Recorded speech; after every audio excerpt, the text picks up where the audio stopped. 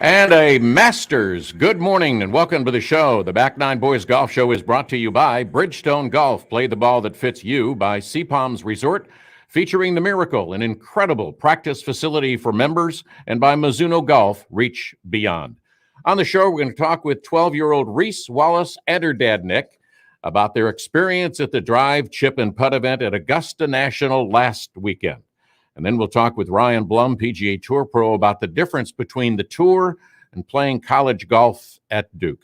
And then finally, Brian Hammonds, one of the original Golf Channel announcers, will tell us about his time there and what he is doing now in Indiana and his many visits to Augusta National. But first up on the tee is Reese Wallace, who competed in her first of many Drive, Chip, and Putt tournaments at Augusta National. Good morning. How are you guys? Good morning. Good morning. We're well. How are you? Well, doing good. All right, I got to see. I mean, here you are, all smiles. It's been a week after. How was it being at Augusta National, Reese? The experience was just amazing. I think driving down Magnolia Lane, first of all. I mean, they had two practice areas beside it, and we drove in. We thought it was turf the whole way. Right. It was real grass, and yeah, it was amazing. No artificial grass, right? Yeah. Yeah. No Midwest mats. Yeah, that's right. No sprayed green or anything like that either. So you're driving down Magnolia. You're coming in. It's got to be just a magnificent sight to be able to drive down there and knowing that you deserve to be there because you won.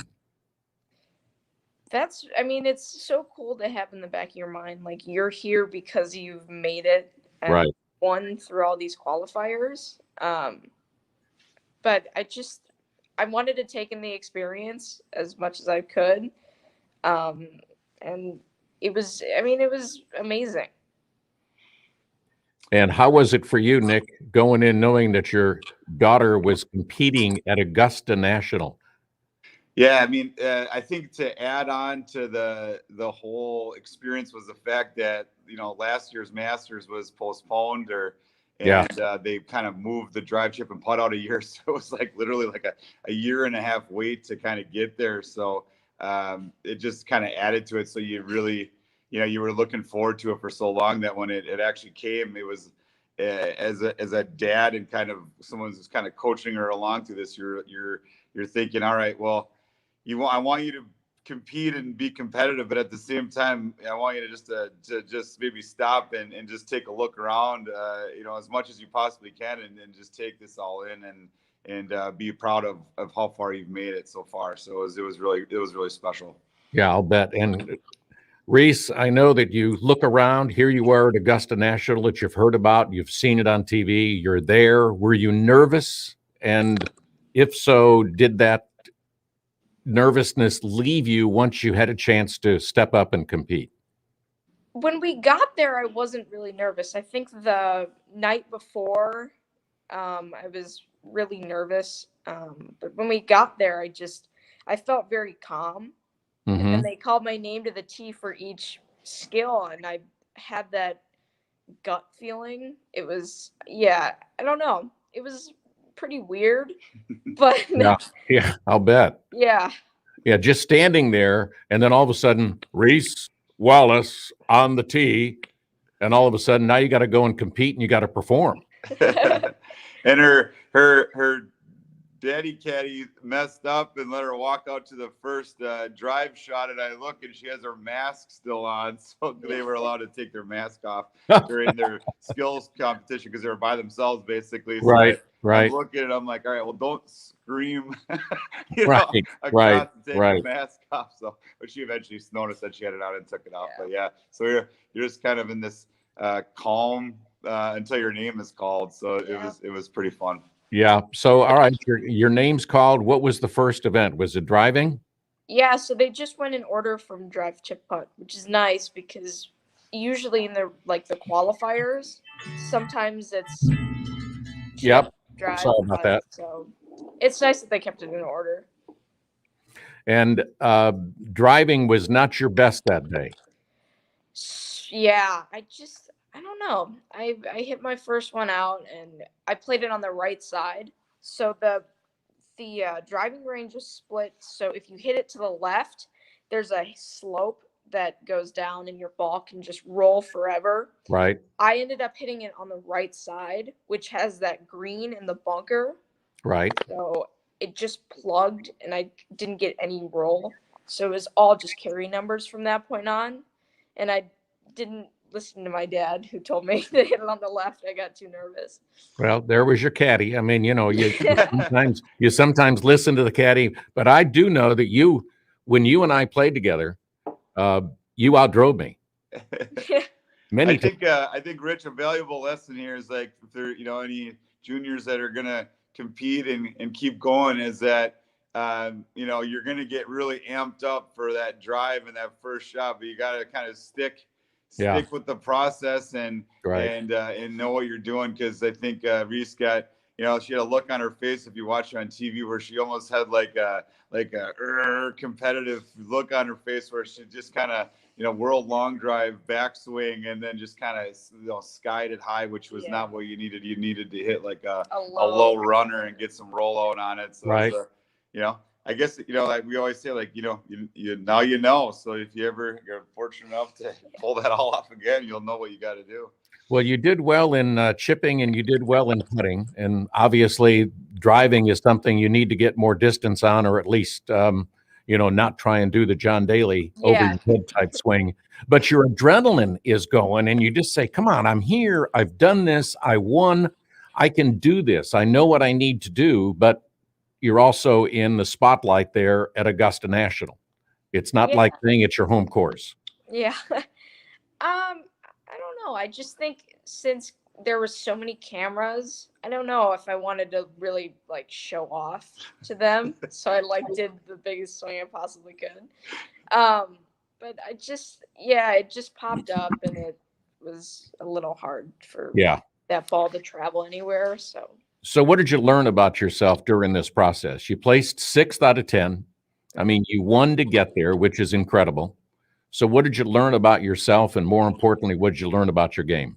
I learned that I can handle pressure pretty well. I didn't place very well. I didn't play my best golf that day, but I had to handle pressure just to get there.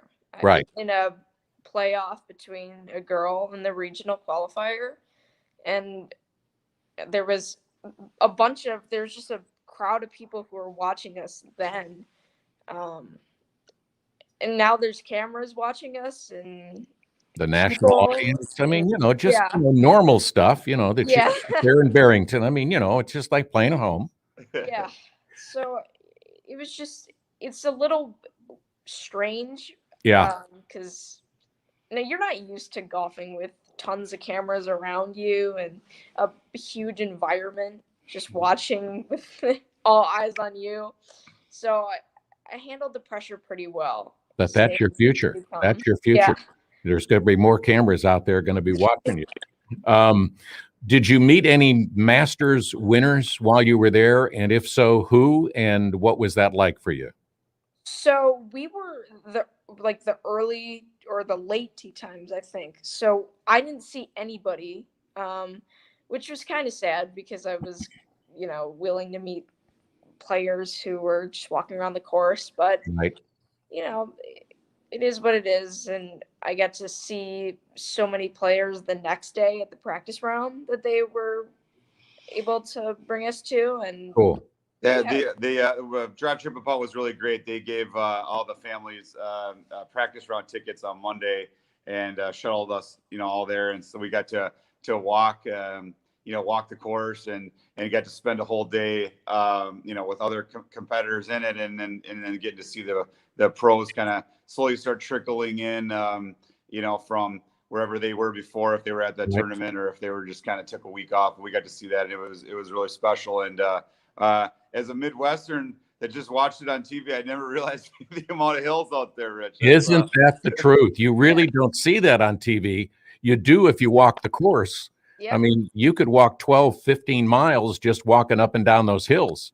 Yeah, for sure. It was I was surprised, but it was a really great experience. And I'll say this: a kind of a fun experience that I had was I was walking and I was like, "Oh, there's Fred Couples," and I don't know if it was His grandson. grandson or stepson or whatever. Grandson was like, I heard him whisper that was Reese from the Drive, Chip, and Putt. And I Oh, thought, wow. Yeah. that's a really That's cool. a cool thing to hear someone say that, to recognize her. Yeah. So I thought that I got a kick out of that. Yeah. Yeah, we had a young lady like yourself, Reese, who was here at Sea Island maybe a couple of weeks ago, and I said, "Yeah, I know a family that's got a daughter that I've played golf with, that's play the drive, chip, and putt." And I mentioned your name, and she goes, "Oh yeah, I've heard of her." Huh. So you're well known, and you guys are coming down here soon too, aren't you? Yep. Yeah. Yeah, we're coming down in July for just some fun, some golf, and do a hurricane tournament. So yeah, we're looking forward to getting out there again. It was great facilities, and always look forward to it. Yeah, I'm going to try and qualify for that just to see if I could get in. Yeah, we always talk about how us adults should do a drive, chip, and putt tournament and see how you would handle it. As a dad, you're always saying, do this, do that. It's like, well, how would you do? Yeah, that would be interesting to kind of switch roles there, wouldn't it? Okay, Dad, you need to do this. Come on, Dad, you can do it. All right, so I got to ask you this question. How much gear did you guys buy at Augusta because you knew you were there in order to go home? I mean, how many thousands of dollars did you buy? And I'm sure everybody, all your friends are saying, "Hey, while you're there, get me a hat. Oh, hey, get me a ball marker. Get me this." Yeah, you better have some available credit limit when you step into that merchandise.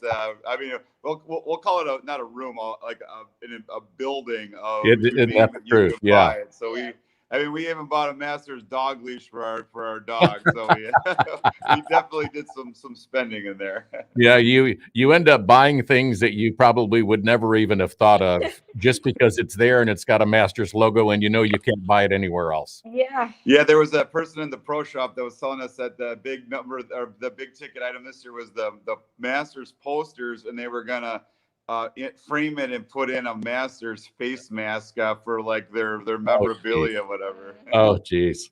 Well, guys, thank you for being with us. Thanks for getting up early, and congratulations on competing. And I know there's more for you, and I can't wait for your visit to come down in July. Thank you. Thanks, All right. Rich. Good to see you. Good to see Good you. to see you guys too. Say hello to let's see, what's his name? Nels. Yeah, that's it. Tell Nels that I forgot his name, but I wanted to say hello. I will. All right. you. Talk to you Bye. soon. Thank Bye, you. guys. Bye. We'll be back with more on the Back Nine Boys Golf Show with Ryan Bloom, PGA Tour, and he is out in Arizona. We're going to talk to him in just a few minutes. We'll be right back.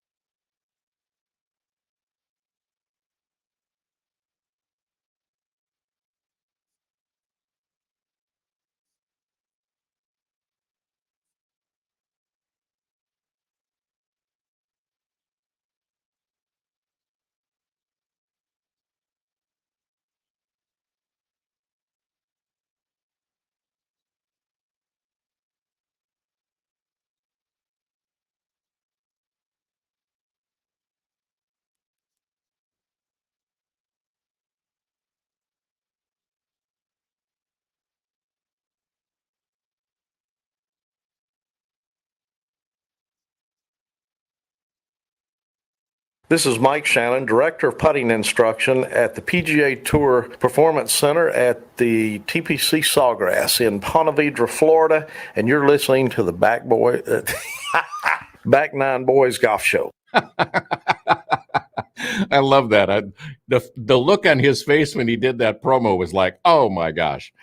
Well, our next guest is Ryan Blum of the PGA Tour. Ryan played college golf at Duke and has won 3 times on the Latin America Tour. Good morning, Ryan, and welcome to the Back Nine Boys Golf Show. Good morning, Rich. Thank you for having me. Oh, it's a pleasure. I do want to go back. 2019, you were here at the RSM playing Seaside Plantation, and you had a tremendous stretch there where you had 5 consecutive birdies, and you ended up placing top 4. Tell us about that. Well, it was a week where that was the last event of the fall, obviously, and I was playing pretty well, but I wasn't scoring well throughout the whole fall. And going into that week, the swing felt good, game felt good, and I've been putting well, and all of a sudden on those greens, I love those greens. I love Bermuda greens. I grew up in Miami, Florida, where Bermuda is king, right. And I think the greens had just been redone. There wasn't any kind of imperfection on them, and I had a great week of putting, and it felt like anything inside 10 feet was like putting in the ocean. So that's always nice, and I think that's kind of one of the big differences between finishing 4th and finishing 50th. It's a couple shots sometimes, or just one good break at the right time can change a week. Yeah. How did the stoppage, Ryan, affect you last year during this pandemic that we were in? How did that affect your game? And did you have a chance to work on a lot of things that you wanted to?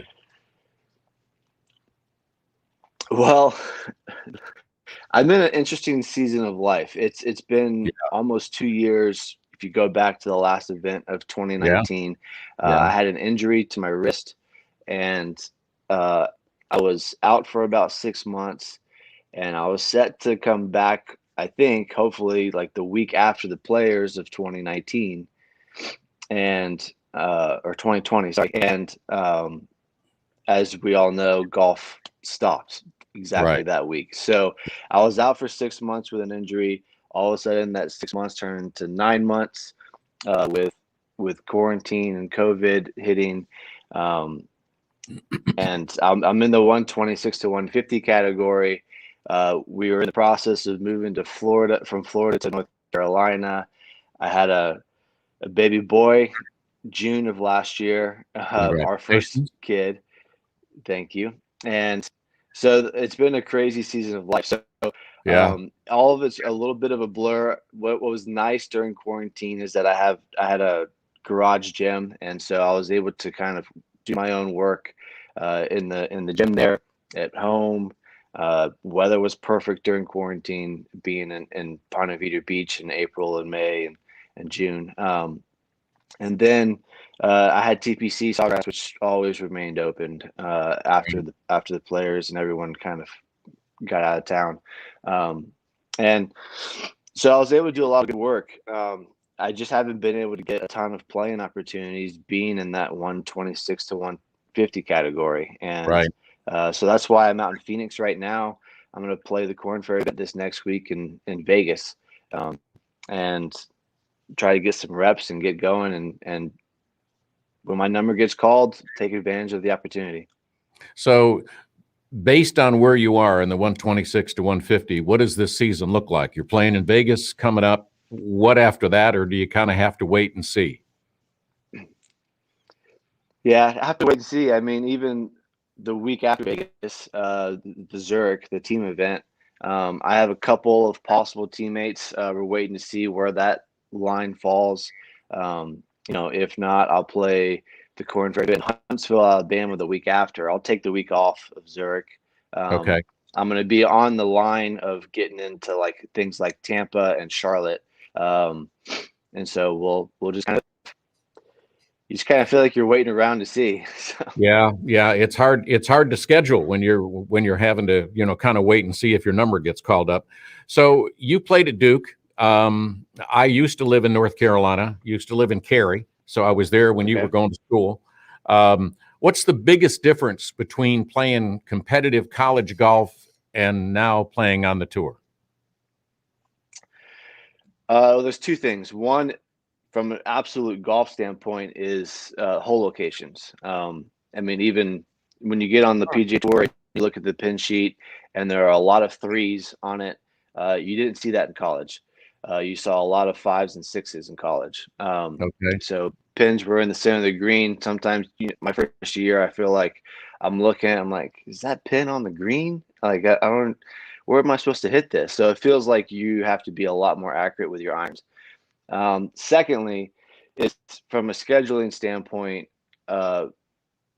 college golf. If you have a blustery 3 weeks in a row of playing 3 tournaments in a row, Right. it still is only about a 3 to 4 day trip in which you get 2 or 3 days back at home at college to kind of reset and go. If you play 3-4 weeks in a row on the tour, you're gone for 3 or 4 weeks. Right. And that travel is just a lot different. And it takes a little bit of getting used to. It took me a little while to get used to it. I mean, I started doing a bunch of like Nationwide Tour, Web.com Tour, now Corn Ferry Tour, Monday qualifiers, kind of just driving around, putting 50,000 miles on my car throughout the year. Kind of. So it's a different travel, that's for sure. Yeah, and you've got to be on, especially on those Monday qualifiers. I mean, you could be one of 80, 85, 90 guys trying to get into 4 spots. I mean, you got to have your best for 18 holes. I mean, you can't hold back. You do. I developed a reputation one year on the Corn Ferry Tour, which I didn't really love the reputation, but I was called Mr. Monday for a little while, where I think I was 9 for 12 in qualifiers or something like that. And people kept asking me, how do you do it? How do you do it? And my answer was always kind of strange to them. My answer was, I stay really patient. Okay. You think you have to go out guns blazing and go at every pin. And I just kind of figured, look, if I go out there, usually the golf course is, a neighborhood golf course. Sometimes you get a course that's really good and really hard and 70 gets through, but for the most part, you got to go out and shoot 66. Well, I figured if I go try to hit 18 greens and just give myself as many looks as possible and kind of just stay patient with my approaches. So it's a little bit more of a conservative aggressiveness in terms of my style, and then let the putter do the work. And if the putter gets hot, I'm good. Yeah, interesting phrase, conservative aggressiveness. Interesting phrase. Your dad and brother went to LSU, SEC territory. You decided to go to Duke, ACC territory, big competitors. How did that decision come up for you? Well, for one, all the courses in North Carolina at the time, I mean, now that we've gone to Bermuda grass on the greens, but at the time, everyone had bent. This is back in 2002. And I wanted to get better on bent greens. Growing up on Bermuda, I felt comfortable on Bermuda. And the ACC was the golf powerhouse in 2001, 2002. Okay. So I always wanted to go ACC. Academics were pretty important to me, which I think the ACC has a little bit better reputation from an academic standpoint as well. So I love North Carolina, and that's where we're going to call home soon here too. So we're excited. Where are you going to move to in North Carolina? North Raleigh. Oh, okay. North Raleigh. Okay. So, all right. Yep. All right. So I read that if you were not playing golf, if you were not, moving to North Raleigh trying to compete on the tour, that you would like to be in the CIA. How did that come up? Well, what a change between playing competitive golf and CIA. Yeah. Where'd you read that one at? I'm not telling. Okay. So I would probably more likely be a Marine if I Okay. had, because I almost made that decision in college. Kind of during my freshman year, I had a really good friend that was in the Marine Corps, and uh, I liked the mental approach, the Yeah. physical approach, everything about it, and I thought about it. I had a really good freshman year. I ended up being, I think, rookie of the year in the ACC. But um, he kind of talked me out of it. He said, "Hey, look, you got a talent here in golf. Like, stick with this and see what happens." On the other side, I kind of joke around about the whole CIA thing because I feel like my last 4 years on tour that I've kind of been a little bit of like the CIA of the PGA Tour, where no one really knows, no one recognizes me, and that's fine. But like, I feel like I could join the CIA out on the PGA Tour in a way. So Yeah. that's kind of a little bit where that little jab to myself comes from. I got it. I got it. Great. Well, Ryan, thanks for being with us. Good luck on the tour, and just good luck in Vegas. I hope it all works out for you, and we hope to have you on again. Thank you, Rich. Appreciate it. All right. Take care. Ryan Blum, PGA Tour, going to go to Vegas and try and make it. We've got one of the original Golf Channel announcers, Brian Hammonds, coming up, and we can't wait to talk to him. Luke Donald and Keith Mitchell know that Mizuno golf clubs are made for performance and feel. Mizuno Golf introduces their new ST series of drivers and fairway metals so you can extend your long game. Their new irons, and they are good, are the JPX 921s and MP20. They're built for feel with absolute precision and performance. Then you can complete your bag with the new M-Craft putters. But check out the new clubs at MizunoGolf.com. Nothing feels like Mizuno. Reach beyond.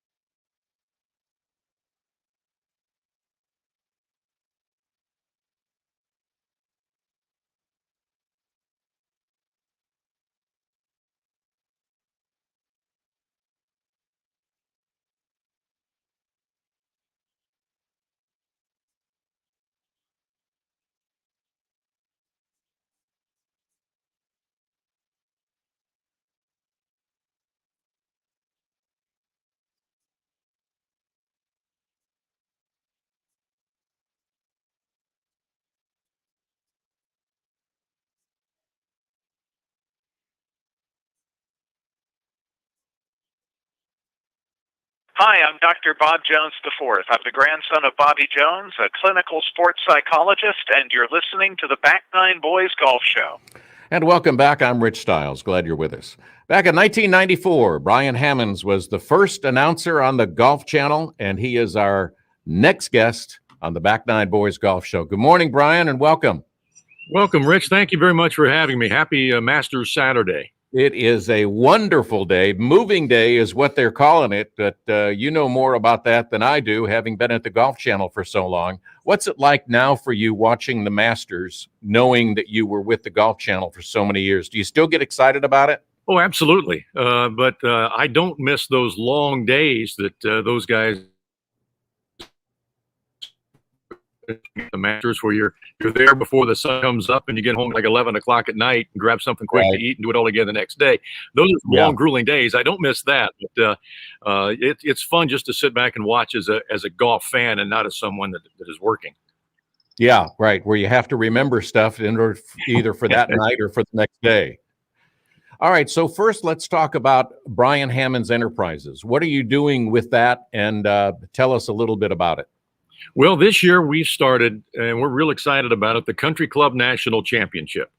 It is basically a Ryder Cup for all golf clubs across the United States. We're using a modified Ryder Cup format, and we're playing it at Walt Disney World this October 12th through the 17th. And it's 10-player teams. We have is allowed a team. Now, he's got to be a member of your staff at your club. And if a professional participates, they receive an appearance fee plus bonuses for every round that they progress. So to make it worth their while. And we've got a lot of great clubs signed up already, and we still have room for more. So if you're interested, you can go to ccncgolf.com to get all the details. But we're real excited about it. So is it a restricted field, or do they have to qualify? No, it's open to everybody, but we're limiting the field in year one to the first 64 teams that sign up. Okay. So, I would encourage you, if you are interested, to get your refundable deposit in to secure your spot in the field. And then, once we're filled, then you got to go on a wait list. So this first 64 that sign up will comprise this year's field. And how did you come up with the idea? I've had the idea for a long time, Rich. Every time I went to a Ryder Cup or a Soul, I just thought, how cool would this be to replicate this great feeling, this great competition, this great drama for the everyday golfer like you and me? And I just never acted on it. And this year I was playing golf with a friend of mine, and I told him about the idea, and he said, "You've got to do that. You got to do that right now." So call me crazy for starting it in the middle of a worldwide pandemic, but we're doing it. And then October 12th through the 17th is our inaugural event. So we're excited. Will it be on Golf Channel? Not yet. Hopefully once we get our feet underneath us, we can get a television contract, but not in year one. But we will be doing a lot of social media coverage of the event. Sure. Yeah, that should be fun. All right, let's go back to 1994. We were going to talk about it. You were in the first of the announcers. What were your initial thoughts knowing you were going to be one of the 6 original announcers on this new network called the Golf Channel? The Golf Channel was the first real niche sports network. I mean, there wasn't, there wasn't the tennis channel, there wasn't the food network. There was, we were really one of the first niche networks. And a lot of people thought it was a big risk to leave what we all had were steady jobs and go to this startup golf channel, 24 hours of golf. But I never really felt that risk because Arnold Palmer was involved. I mean, he gave us instant credibility. He was our chairman. I don't think, and I've always said this, I don't think it would have worked without Arnold Palmer's involvement. But with Arnie involved, I felt confident that it would go. And that doesn't mean there weren't some rocky times in the early days. There were. Right. But we got lucky as well because we signed on the air in January of '95, and Tiger turned pro in '96. So we kind of rode those coattails as much as we could, and that worked out pretty well for everybody. What was it like for you to know that you were going to the Golf Channel, that it's backed by a guy by the name of Arnold Palmer, who had quite a bit of success on the PGA Tour? What was your first meeting like with Arnie? Arnie was such a great, he was just an everyday kind of guy. you didn't feel intimidated around Arnold Palmer. You said, wow, that's Arnold Palmer, but you just didn't feel that intimidation. He made everybody feel like he was your best friend. So that made things easy, but just being able to go to people who have never heard of the Golf Channel, so yeah, it's Arnold Palmer's Golf Channel. Then all of a sudden, Right. their eyes go, oh, okay, well, yeah, you can do whatever you want. Right. So that gave us instant credibility. And Arnold Palmer, along with the business acumen of Joe Gibbs, not the football coach, but the great businessman from Birmingham who Right. had the idea, then went to Arnold Palmer and convinced Arnie to get involved. The great story about Arnold Palmer was, they're sitting around trying to decide whether or not he should be his advisors. And all Arnie's advisors said, Arnie, we don't think the risk is too big. We don't think you should Right. get involved. And Arnie sat back and said, well, if I didn't try to hit it through the trees every now and then, none of us would be here, would we? Let's do Yeah. this. Oh, Exactly. okay. And that's Yeah. Arnold, and that he got involved, and the Golf Channel took off. Yeah, I remember that story because somebody told me that, and I just said that's such a great line, and that's so much Arnold Palmer and the way he played golf and the way he lived his life. Let's just go do this. Yeah, it was a calculated risk on his part, but he Sure. felt confident, and therefore we all felt confident in joining him. What do you remember most, Brian, about your first interview that you did on this brand new network Golf Channel? Yeah, it wasn't an interview, but the first show that ever aired on the Golf Channel was called The Approach. And it was basically when Arnold Palmer and President Bush pulled the switch to, The Approach aired basically an introduction to what you were going to see on the Golf Channel. And they were dead set to do it live. So we rehearsed that show every day for 2 straight weeks. So Wow. you think, why don't we just put it on tape and where there's no mistakes? No, we got to do it live because we're going to have journalists in here, and we want people to see it live. And okay, so that will always stick with me. And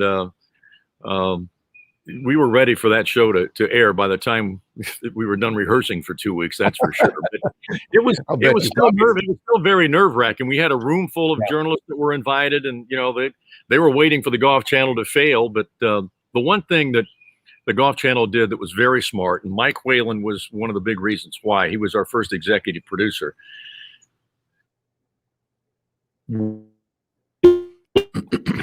Right out of the gate.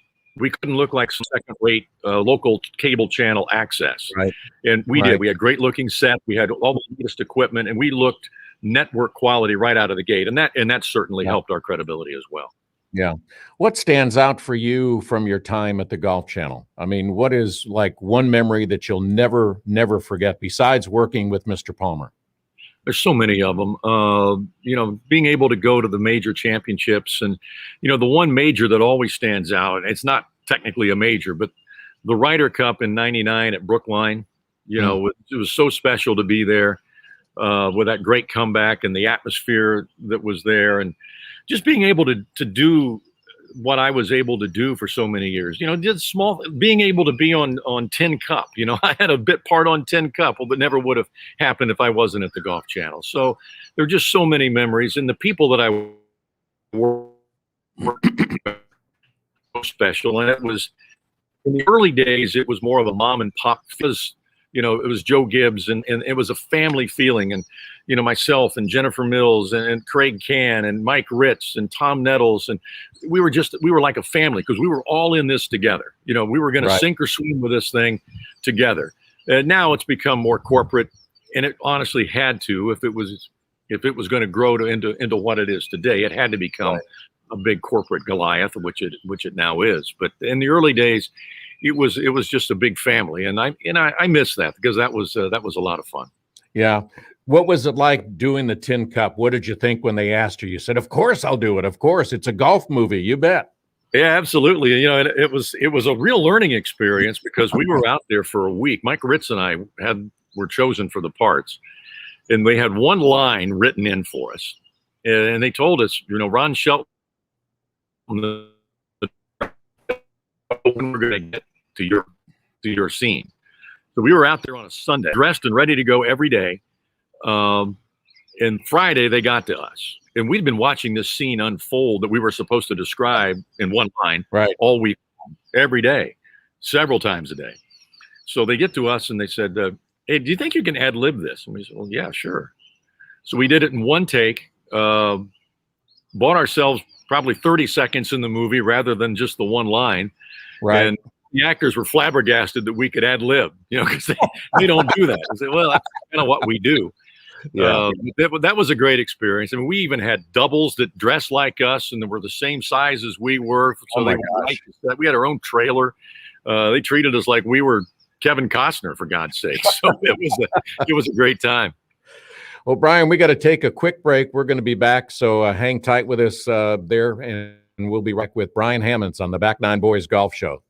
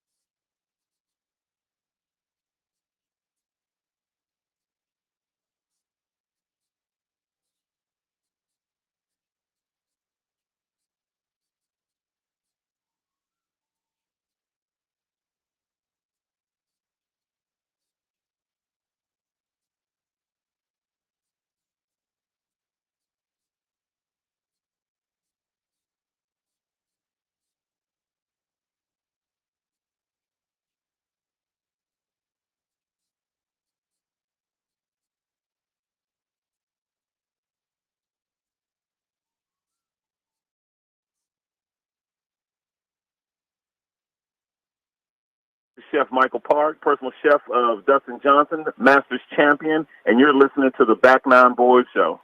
And welcome back. I'm Rich Stiles, and we're with Brian Hammonds, one of the original golf announcers for the Golf Channel, now doing Brian Hammonds Enterprises.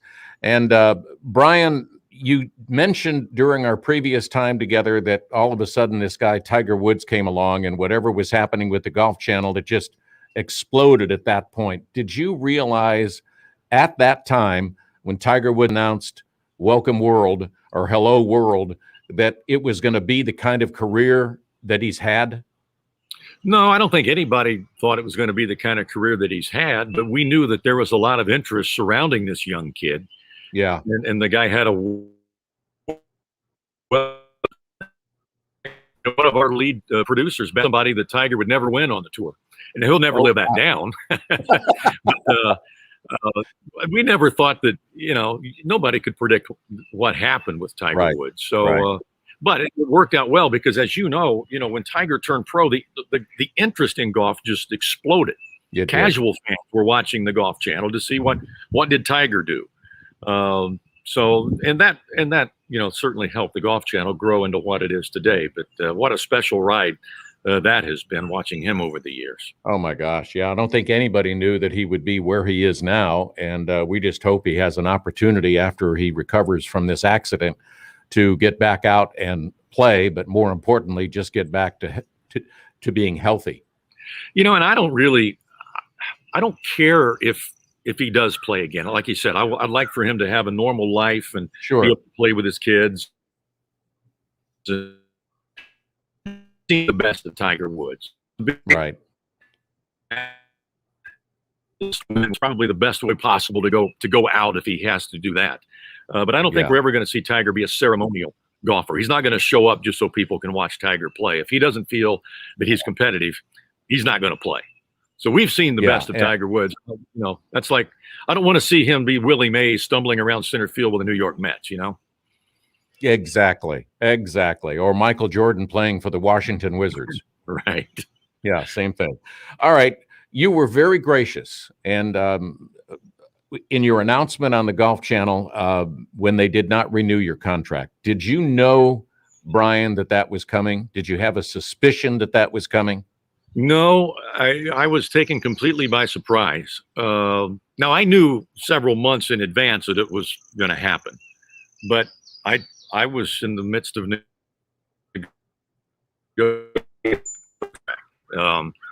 but what I understand happened, the Golf Channel lost like 9 million subscribers in a year because people cutting the cord and whatnot. Now, they were still making money hand over fist, but you know, at the time, Comcast was in charge of the Golf Channel.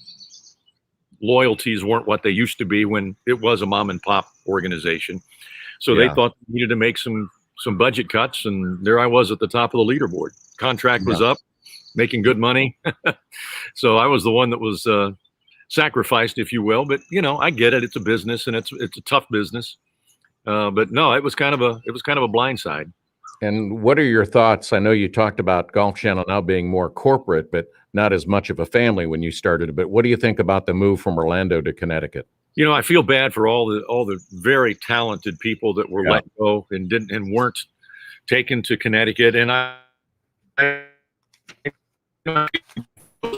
they did take to Connecticut. I mean, I was just saying the other day that you know, that would have been a tough decision had we still been with the Golf Channel living in Orlando.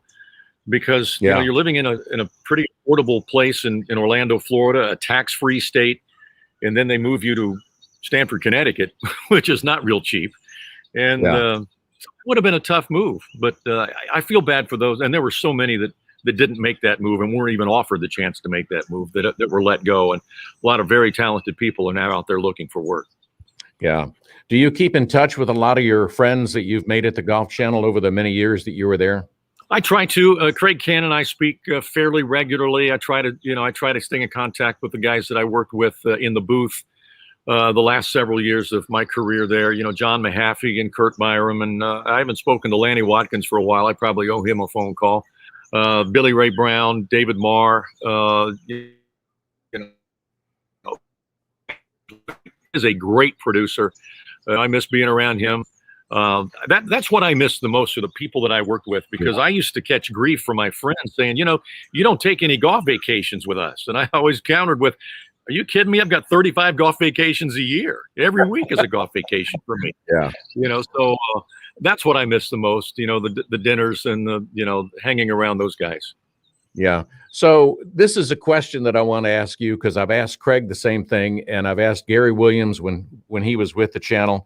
Do you guys play a lot of golf when you go to the tournaments? Do you get to play in the Pro-Ams? And if not, do you play after the Sunday broadcast is over? Do you guys stay over and play on Mondays?